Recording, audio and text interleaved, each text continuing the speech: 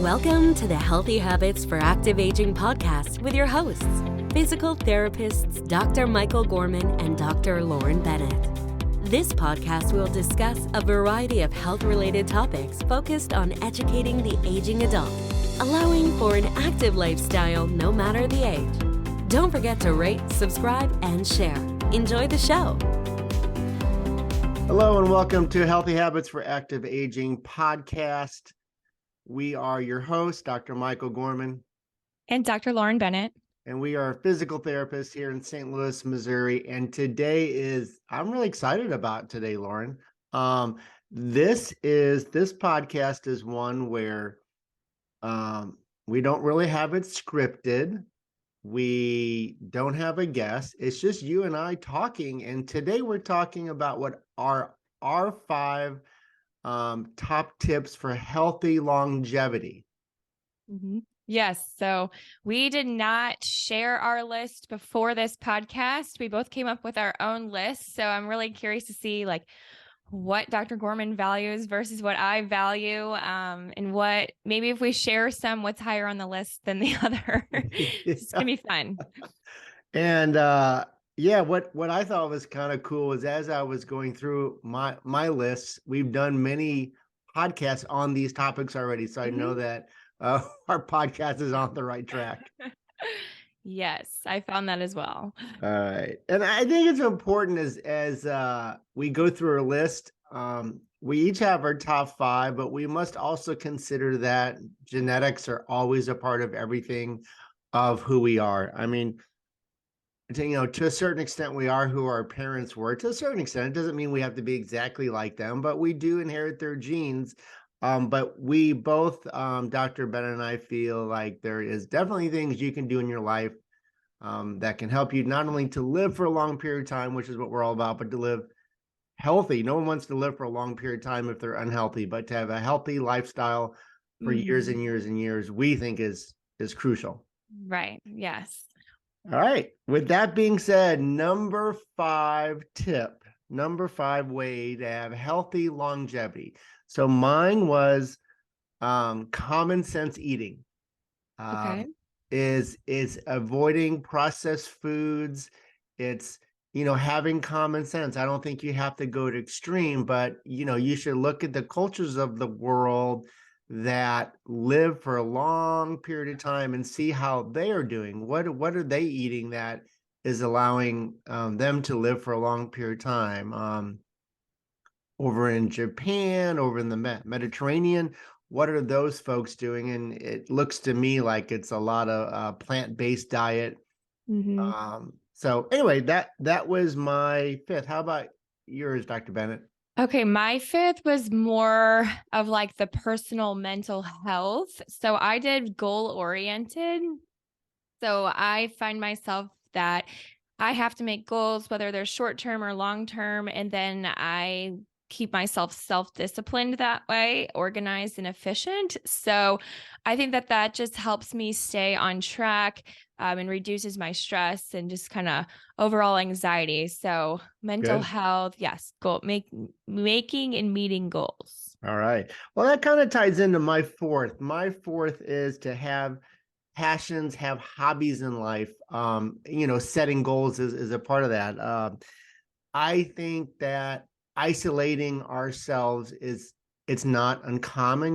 Both you and I, Lauren, have seen many older people that tend to be a little bit more isolated. They may still be in their home, they may still be living independently, but for some reason family's not around, or maybe perhaps as they've aged, they lost some of their friends. So I think for sure it's having passions, hobbies in life, being around like-minded people. I love golf. So one of my goals for one day when I retire way off in the future, hopefully, is that I can live on a golf course where I'm around some like-minded people. You love playing pickleball. Well, your life would be less fulfilling right now if you weren't around. If you had a husband that hated it, right? Well, you could have a less fulfilling life. So, that's my 4th. Stay in touch with friends and family. Okay. I'll be getting to that, but my 4th is sleep. I value sleep, but I also don't think that it's good to get too less of sleep or too more of sleep, or too much sleep, I should say. So anywhere like around 8 hours is what I strive for, because it helps me think more clearly, and just be more alert during the day. But on the weekends, I would say my husband and I do a really good job of staying on track. Like, people make fun of us because we're the early risers on the weekend that are up at probably no later than 8. And I think that it just helps keeping me from being too tired and getting out of that rhythm. Because I will notice if I do that on the weekend, I struggle on Monday morning getting up like 3 hours earlier. So just about 8 hours of sleep. Yeah, and I would say I think that's very, very true. However, I get about 6 hours of sleep a night, and I know that everyone says that's wrong. You should have 7 or 8. But honestly, even on weekends when maybe I don't have to get up at 6 or 7, I do. I've always been someone that's gotten up early. I do not like sleeping in. And if I get 8 hours of sleep, I can't tell you the last time I got eight hours of sleep. So long term, I don't know what that's doing to me, but short term, I feel like I'm great with 6 hours. So, but it is true. All the studies out there show 7 to 8 hours. And one other thing about sleep, make sure if you are having any problem sleeping, or if you're married and your partner hears that you're snoring, get a sleep study done to see if you have something called sleep apnea, because back in, I think, 2018, several years ago, I had a sleep study and I had moderate to significant sleep apnea. And so I started wearing CPAP. No one likes it, but I it's been for me a game changer. So, yes. All right. So that was our fourth, right? Yep. Number 3 now. Number 3 is my number 3 top tip for having healthy longevity is being proactive with your health. Our bodies are like cars. And I always say this, but I feel like many people take better care of their cars than their own body. So get tuned up, go in and see your physician every year to get a good, thorough physical. Not a bad idea either to see your physical therapist and get an annual musculoskeletal exam to see how is that system of your body functioning. It can go a long way. So anyway, just I think being proactive. And the other thing is not like ignoring pain. Pain, we've talked about this on our other podcasts, but pain more than a week is not going away. So be proactive and let's get that taken care of before it develops into chronic pain.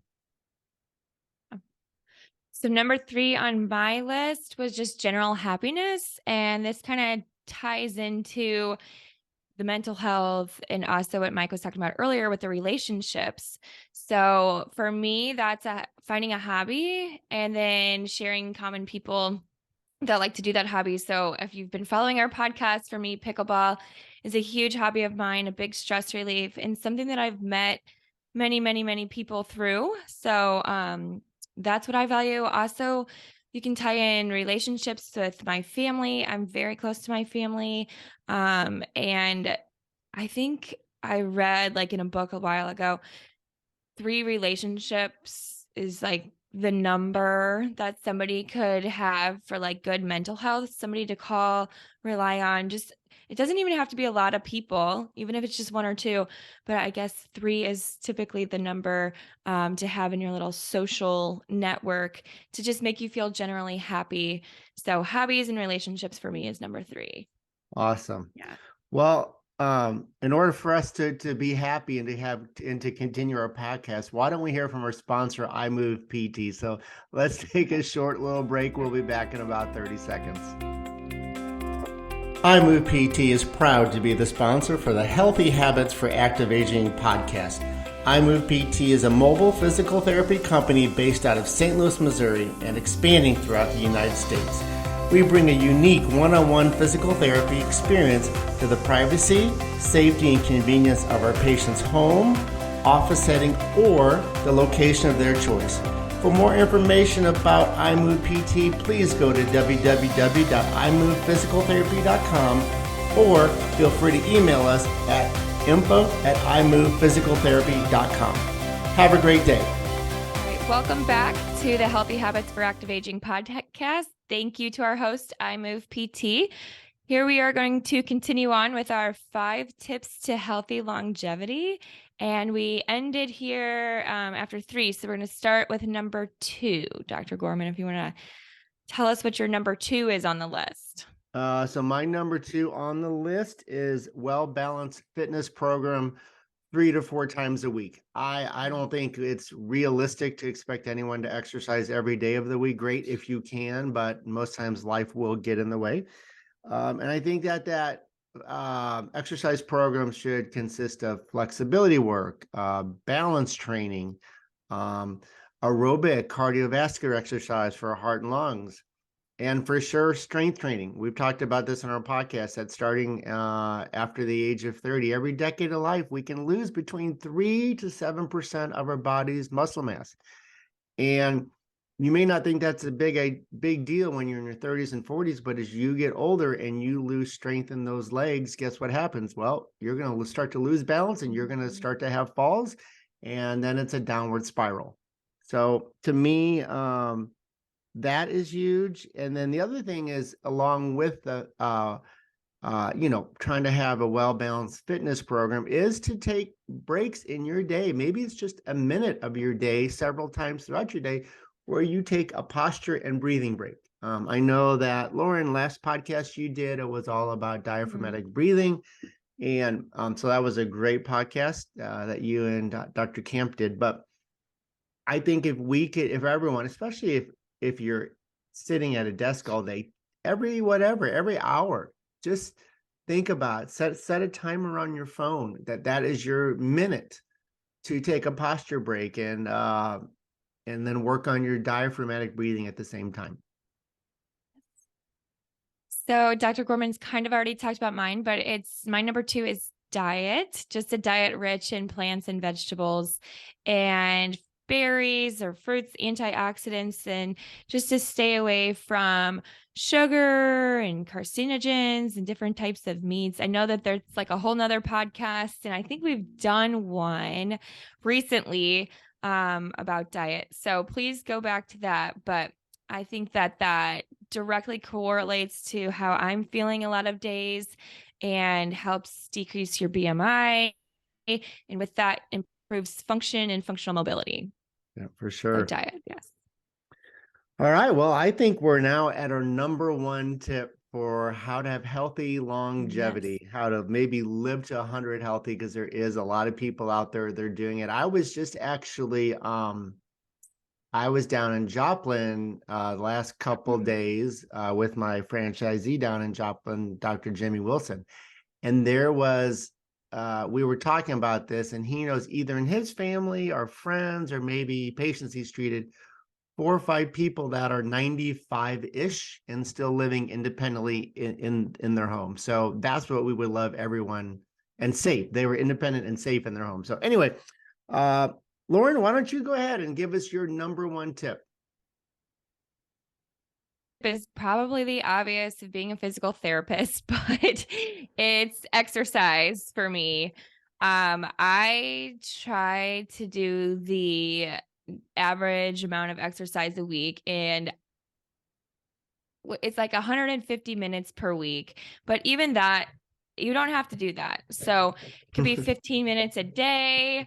It could be just tracking your steps per day. I think I read too in previous podcasts that if you just even do like 8,000 steps a day, you can increase your longevity by like 50% or something like that. So just moving in general. And again, it kind of relates to the hobbies. I sometimes don't like to necessarily go work out, so I'll play pickleball a couple times a week, or I like to ride a bike, so I'll go do that. So just moving in exercise for me is probably number 1 on my list. I think when I see patients too, as a physical therapist, a lot of times, and I work a lot with the geriatric population, we just have to get people to move at the end of the day. Just be functional in their own house, standing from a chair, being able to walk from room to room. And it seems simple, but it's not to a lot of people. And so sometimes you have to think like, even if you're not having that problem right now, Mhm. you can be proactive and stay active. So that way, all of a sudden one day you're like, not just like, oh, I can't move. Like it's a gradual process. So that's a whole nother soapbox, but For sure. exercise for me is number one. And I do try to do the 150 minutes per week and refer back to a previous early podcast, I think, Mhm. wasn't it, Dr. Gorman, It of was ours early on. on exercise prescription. And so, yeah, I mean, it's cardio, it's strength training, it's flexibility, it's balance. So refer back to that. But that's number Well, one for me for health yeah, and no, longevity. I think that's great. That was obviously that was my not number two, Right. but I think the point, and you make a good point, and find something you enjoy doing. I mean, not everyone has to be a world champion pickleball player like Lauren. Not everyone has to be a very mediocre golfer like me. Um, but find an activity that you enjoy, and you don't have to be this super crazy exercise person, but I have to think that everyone out there has at least one activity they enjoy. It could be dancing, Mhm. it could be tai chi, it could be whatever you enjoy, but at least one thing you enjoy doing. And I'd be hard pressed to find someone that doesn't have one type of activity that they enjoy doing. Well, But I have one thing to say about that too, because I actually I was looking at, they classify exercise low, moderate, high intensity. And one of my patients I was working with, I was encouraging her just to take a walk every day. And she's like kind of getting down on herself because she's like, I just can't motivate myself. And I've been really bad about it. And then we started talking more and she's like, well, I've been working in my garden a lot. And I was like, that's exercise. She's absolutely. like, really? I had no idea. I'm like, that is Yep. technically low. And depending on how aggressive you are with my yard work we've been doing lately, I'd say moderate to high when you're scooping dirt and spreading mulch all day. But no, gardening is something too. Those hobbies, that's exercise. So, Absolutely. yes, And then it's movement.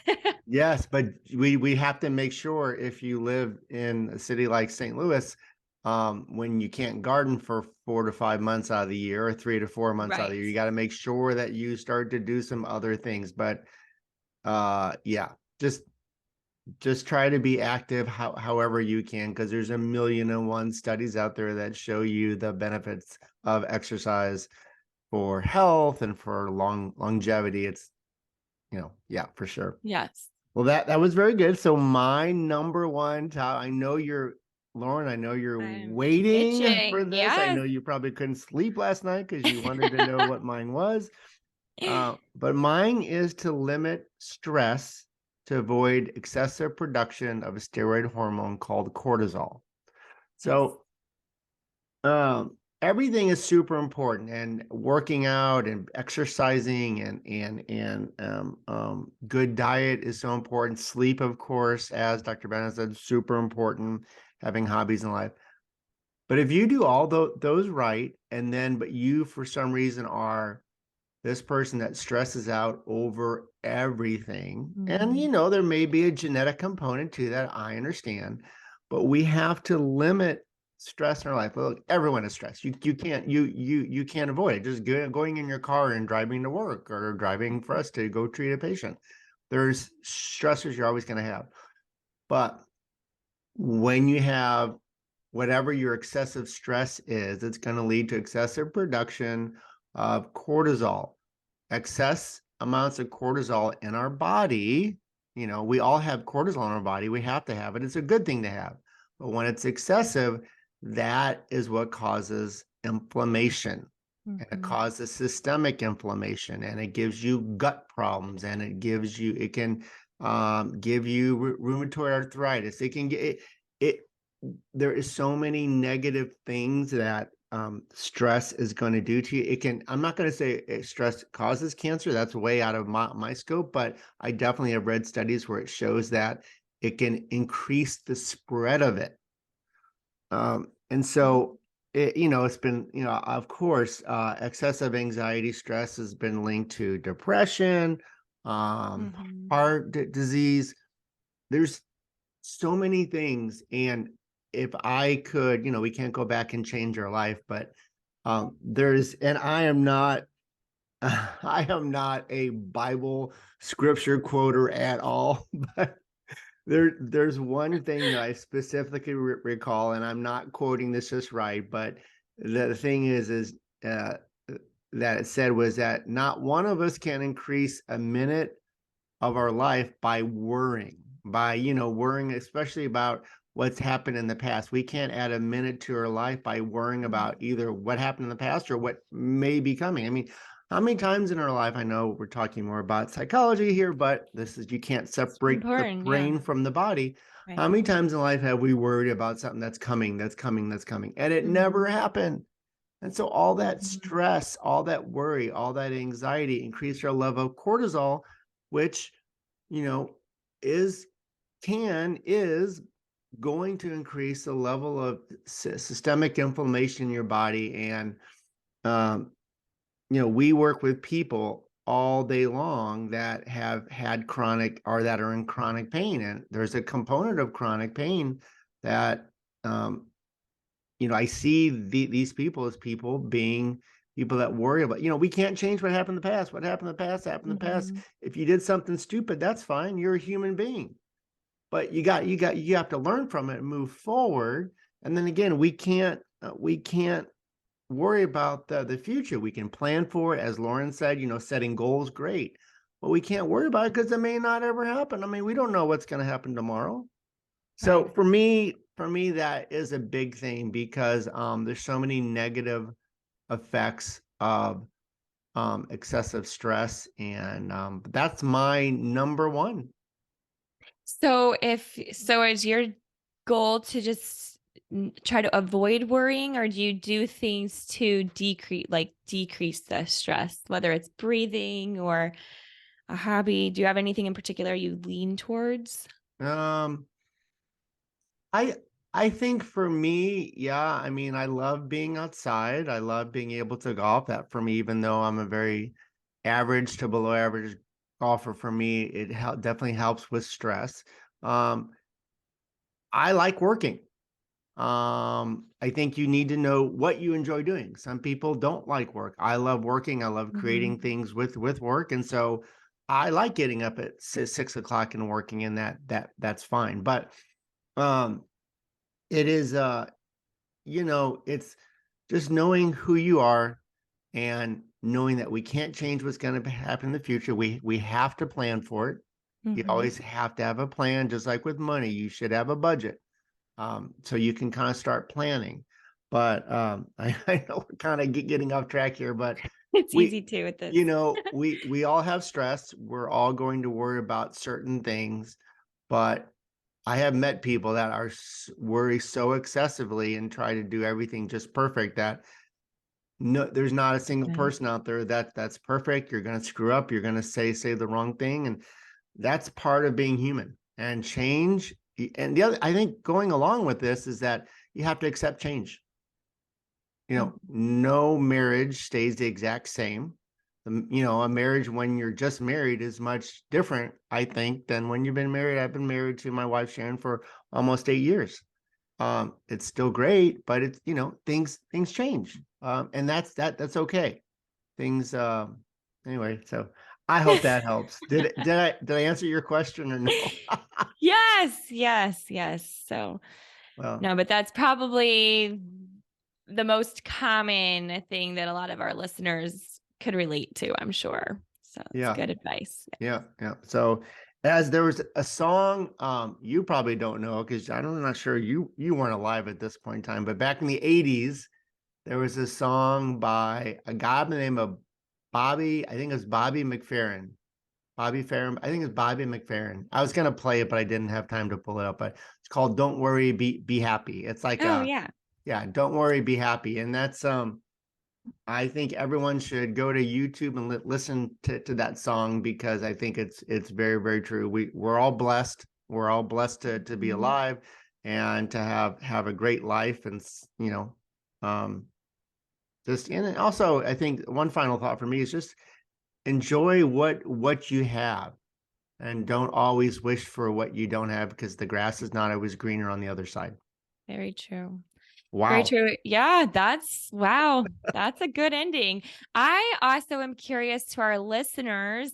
Drop a comment on our YouTube channel, iMove PT, when you're watching this video, and tell us what your top 5, or even if you just give us one tip to healthy longevity. If you agree with our list or you have something a little bit different, I am very curious. I challenge you to do that, or even email us, like we always say, at info@imovephysicaltherapy.com. But I want to hear from you guys. Yeah, because we can learn, you guys can learn, our audience can learn from us, and we can definitely learn from you all. And so please, as Lauren says, please comment and let us know, what is your number one tip for healthy longevity. If you want to send us a DM or put something on our iMove PT Facebook page, that's cool as well. But I don't know. I have enjoyed this, Dr. Bennett. Thank you for your time this morning. And as always, as Lauren said, reach out to us at info@imovephysicaltherapy.com. We will be back in 2 weeks with a topic yet to be determined, but I know it's going to be a good one. We may have an interview. I think that's coming. Right. So Awesome. anyway, we hope you guys have a great day, and thank you as always for giving us 30 minutes, however long this podcast was, 30 minutes of your time, because we know you got other things you could be doing. And stay healthy. All right. Thank you. See you in 2 weeks. Bye-bye. We hope you've enjoyed this episode of the Healthy Habits for Active Aging podcast. If you have any questions for Dr. Gorman or Dr. Bennett, please send an email to info@imovephysicaltherapy.com. To learn more about healthy aging, visit our website at imovephysicaltherapy.com. Like what you hear? Be sure to rate and subscribe. See you next week.